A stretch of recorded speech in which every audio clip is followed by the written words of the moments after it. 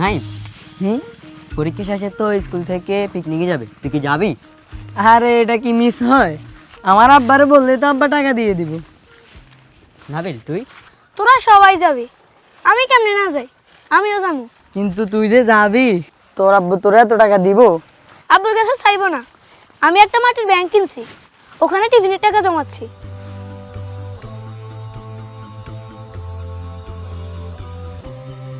নজরুল ভাই, নজরুল ভাই, নজরুল ভাই বাড়িতে আছেন? সালাম আলাইকুম। ওয়ালাইকুম আসসালাম। তোমার আব্বু বাড়িতে আছে? জি আছে। একটু ডাকতে পারবা? আচ্ছা এক্ষুনি ডাকতেছি। আচ্ছা। আব্বু, আব্বু, জি আপনাকে ওই যে ইমাম সাহেব ডাকতেছে। ইমাম সাহেব হুজুর আসছে? দাঁড়া আমি আসতেছি। আসসালামু আলাইকুম। ওয়ালাইকুম আসসালাম। নজরুল ভাই, আমাদের মসজিদের কাজ চলছে, তো আমরা পুরো এলাকার মানুষ থেকে কালেকশন করছি, সেই সুবাদে আপনার কাছে আসা আর কি, আপনি যদি কিছু শরীক হতেন। আসলে হুজুর আমি গত 2 মাস থেকে বেকার, মসজিদে টাকা দেওয়ার মতো ওই সাধ্য এই মুহূর্তে আমার নাই, তাই এ মাসের জন্য যদি আচ্ছা, আমাকে কোনো সমস্যা নেই, আপনার সামর্থ্য হলে আপনি দিয়ে, আল্লাহ আপনার রুজি রোজগারে বরকত দান করুক। হ্যাঁ আচ্ছা ঠিক আছে। নাবিল, তুই আমাদের সাথে পিকনিকে যাবি না, ভেবে অনেক খারাপ লাগতেছে রে। সমস্যা নাই, আমি পরের বার যাবো, আব্বুর চাকরি হোক। কিন্তু তুই না ব্যাংকে টাকা জমাচ্ছিলি, এখন যাবি না কেন? ওয়ালাইকুম আসসালাম। আসসালামু আলাইকুম। আসসালাম।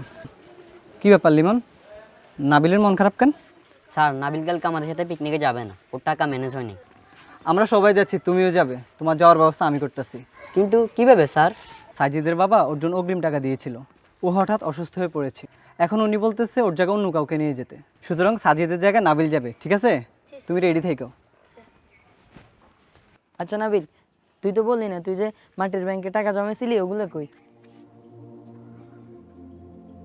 আসলে হুজুর আমি গত 2 মাস থেকে বেকার, মসজিদে টাকা দেওয়ার মতো ওই সাধ্য এই মুহূর্তে আমার নাই, তাই এ মাসের জন্য যদি আচ্ছা, আমাকে কোনো সমস্যা নেই, আপনার সামর্থ্য হলে আপনি দিয়ে, আল্লাহ আপনার রুজি রোজগারে বরকত দান করুক। হ্যাঁ। আচ্ছা ঠিক আছে, ওকে। আচ্ছা সালাম। হুজুর দাঁড়ান, হ্যাঁ বাবা বলো। আপনার 2 মিনিট দাঁড়ান, আমি এক্ষুনি আসতেছি। নাবিল, বাবা তুমি তাদেরকে থামালে কেন? তুমি জানো না বাবার কাছে টাকা নাই? আমার কাছে কিছু জমানো টাকা আছে, আমি ওইগুলো এক্ষুনি নিয়ে আসতেছি। আব্বু, এই ব্যাংকে জমানো টাকাগুলো আমি মসজিদে দান করতে চাই। কিন্তু বাবা তুমি না এই টাকাটা তোমার স্কুলের পিকনিকের জন্য জমাইতেছো?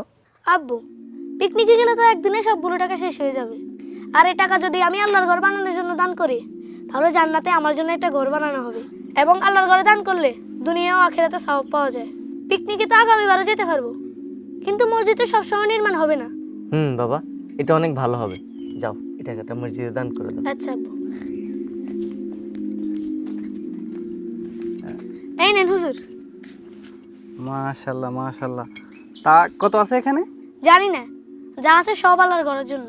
না মানে যদি হিসাব জানা থাকতো তাহলে রিসিট পাঠাইতাম আর কি। হুজুর, তার সাথে কিসের হিসাব, যিনি এই হিসাবে দান করেন। ও গো প্রভু